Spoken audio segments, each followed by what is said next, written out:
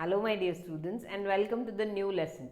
So from this lesson we are going to learn a new topic of programming which is the array. So till now we have seen about all the fundamentals of the programming, that is data types, operator, constants, then different types of statements, decision making statements, looping statements, etc. So now we are going to learn about the new topic which is the array, which is called as array. So what is mean by actually the array?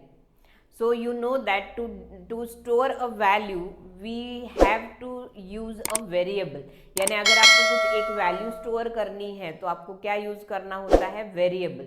Okay, suppose I want to I want to store the marks of one student, यानी एक student के mark मुझे store करना है. Okay, then I will use a variable like M नाम का कुछ एक वेरिएबल ले लूंगी जिसमें क्या होता है, स्टूडेंट के मार्क्स स्टोर हो सकते हैं. Okay, but if I want to store marks of 5 students now, अगर मुझे 5 स्टूडेंट के मार्क्स स्टोर करने हैं तो of course I will be requiring 5 variables, 5 variable लगेंगे. 5 वेरिएबल में हम क्या कर सकते हैं, 5 वैल्यू स्टोर कर सकते हैं. Okay, that 5 variables I have to declare in the program में मुझे 5 वेरिएबल डिक्लेयर करने होंगे like int m1 m2 m3 m4 m5. But what if I want to store marks of 100 students, यानी अब मुझे 5 या 10 वैल्यूज या फिर 5 या 10 मार्क्स स्टोर नहीं करने हैं, मुझे 100 स्टूडेंट के मार्क्स स्टोर करने हैं. देन क्या करेंगे आप, 100 वेरिएबल्स डिक्लेयर करेंगे, 100 वैल्यूज, 100 यानी 100 टाइम्स मुझे वैल्यू इनपुट करनी होंगी, 100 टाइम्स सपोज मुझे वैल्यू प्रिंट करनी है. So of course that can not be possible और it will be very boring, यानी क्या होगा, बहुत ज़्यादा बोरिंग होगा, क्योंकि आपको 100 वेरिएबल्स डिक्लेयर करना कोई सिंपल बात नहीं है. So that is not the practical thing, यानी ऐसे प्रैक्टिकली आप नहीं कर सकते हो. So for that if you want to store multiple values, बहुत सारी वैल्यूज़ अगर आपको साइमल्टेनियसली स्टोर करनी है, then I will be using the concept called as the array. यानी उस समय मुझे कोई 100 वेरिएबल्स डिक्लेयर करने की ज़रूरत नहीं है. That time I have to declare और I have to use the array. So अब एरे यानी क्या होता है, so actually array is the collection of values.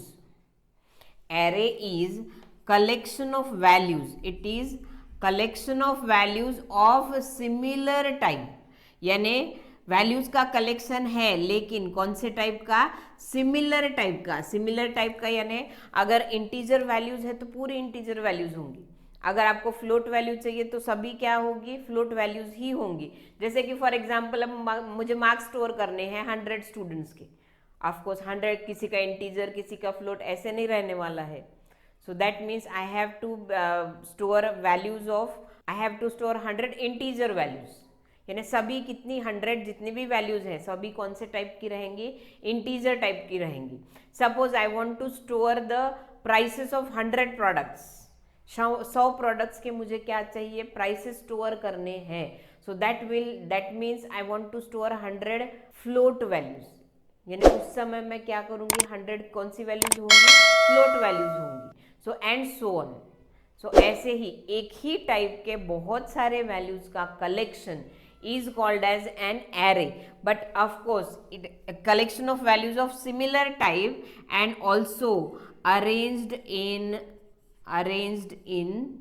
consecutive memory location or arranged in contiguous memory location.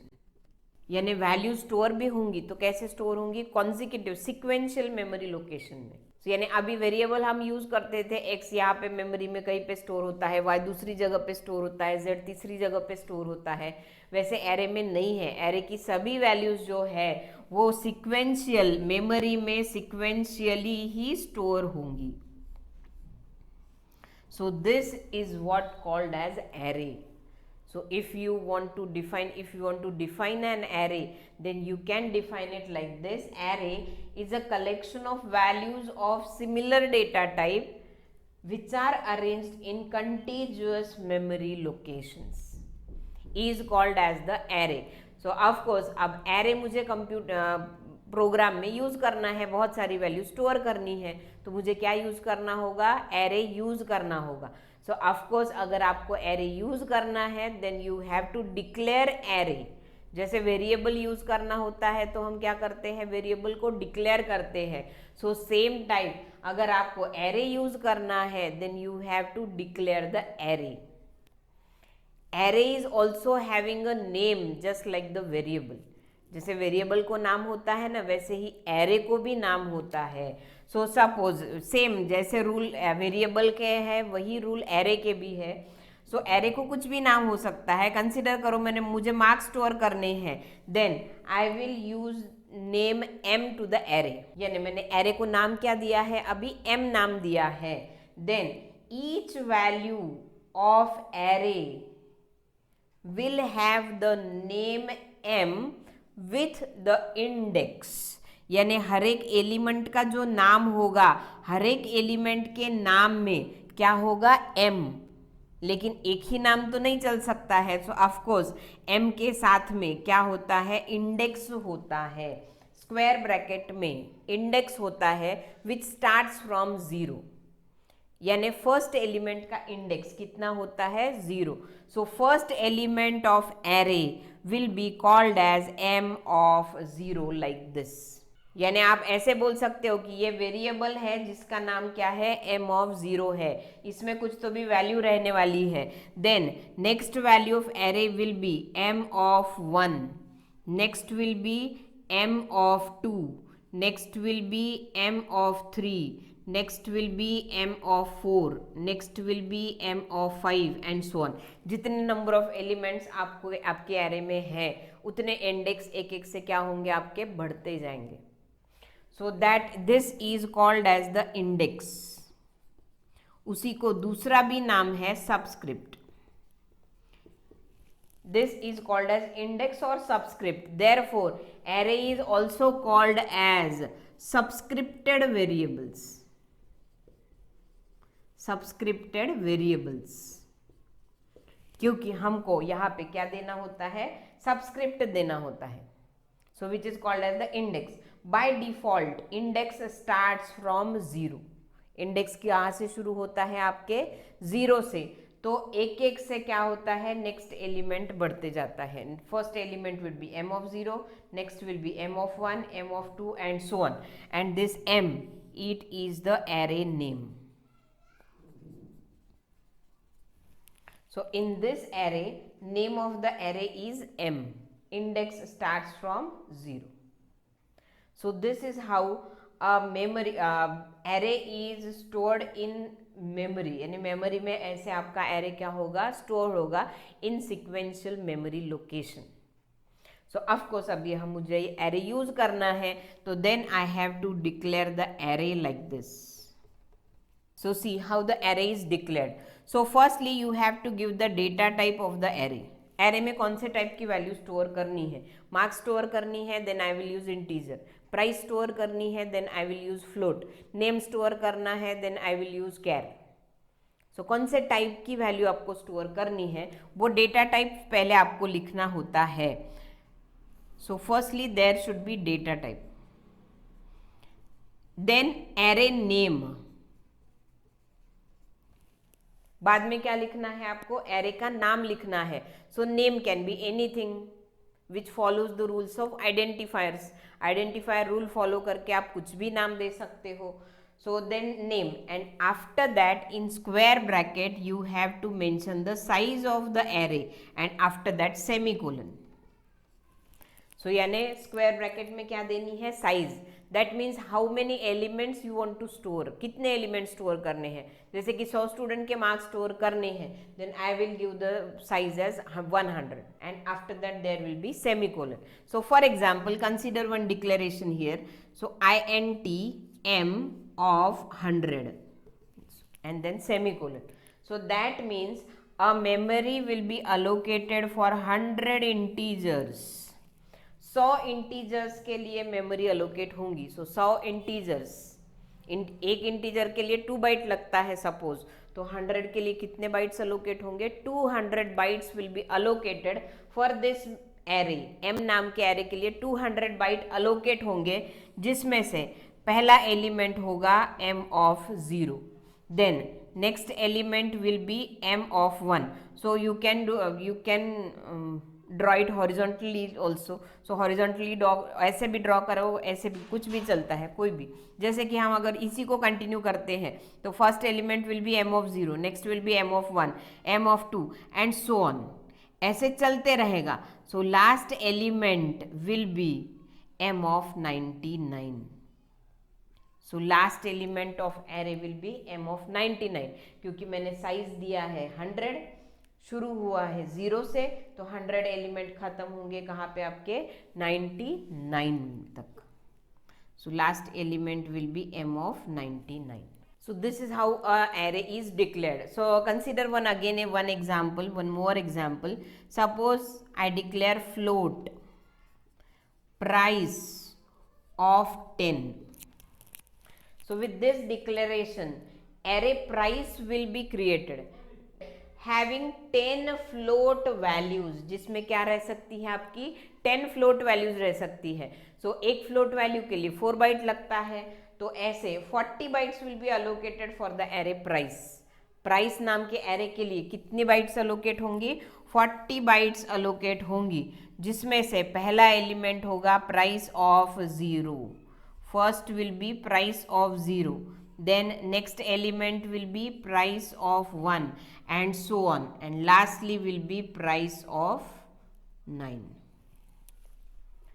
So जैसे ही आप array declare करते हो, मेमोरी अलोकेट हो जाती है, और यहाँ पे वैल्यूज जो है, यानी इसमें कौन से टाइप की वैल्यूज होंगी आपकी? गार्बेज. अभी मैंने वैल्यू स्टोर नहीं की है. सो जैसे आप वेरिएबल डिक्लेयर करते हो उसमें कुछ भी वैल्यू नहीं रहती है, गार्बेज वैल्यू होती है. सेम टाइम जब आप एरे डिक्लेयर करते हो, सिर्फ उतने मेमोरी अलोकेट होती है, और इनमें कौन से टाइप की वैल्यू होंगी? गार्बेज वैल्यू होंगी. लेकिन कुछ कंपाइलर्स 0 वैल्यू देते हैं. It depends on the compiler कि इनिशियली उसमें कौन सी वैल्यू होने यानी रहने वाली है.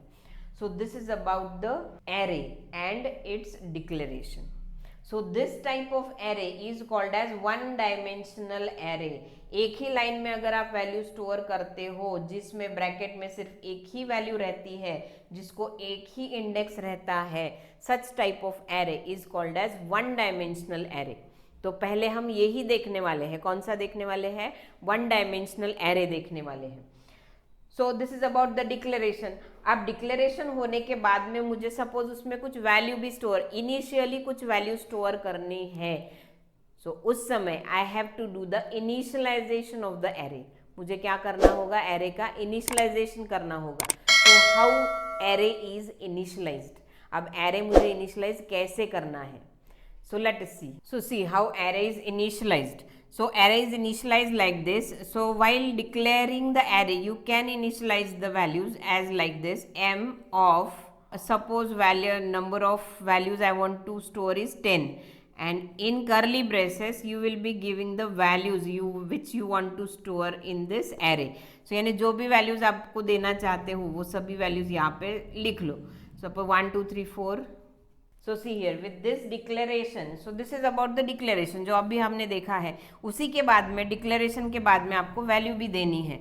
सो वैल्यू देने के इनिशियलाइजेशन अगर होता है तो आपका एरे भी क्रिएट होगा और साइमल्टेनियसली उसमें वैल्यूज भी स्टोर होंगे. m of 0, so m of 0 में कौन सी वैल्यू होंगी? 8. m of 1 will contain value 9. After that 10. So this is how this array will be initialized. So in this first value will be stored in m of 0, next will be in m of 1, next will be in m of 2, then will be m of 3, m of 4, 5, 6, 7, 8 and 9. So that means this 10 values from m of 0 to m of 9. Lastly m of 9 will contain value 11. So ऐसे आप initialise भी कर सकते हो लेकिन compulsory नहीं है. So if you don't want to initialize the variables or if you don't want to initialize the array, then no problem. So लेकिन अगर initialization करना है then you can do like this also. So or this can be initialized like this also. Int, मैंने यहाँ पे size ही नहीं दी है, int a of 10. Sorry int a और 2 स्क्वायर ब्रैकेट्स हैं, यहाँ पे साइज नहीं दी है और यहाँ पे कुछ तो भी वैल्यू लिख दिए। सो 5 ही वैल्यूज है यहाँ पे। सो ऑफकोर्स 5 ही वैल्यूज, तो इसका यानी इसका साइज भी क्या हो जाएगा, एरे का साइज भी 5 हो जाएगा क्योंकि 5 वैल्यूज इनिशियलाइज की है। सो यहाँ पे कुछ नहीं दिया तो भी चलता है। सो this is how any array can be initialised.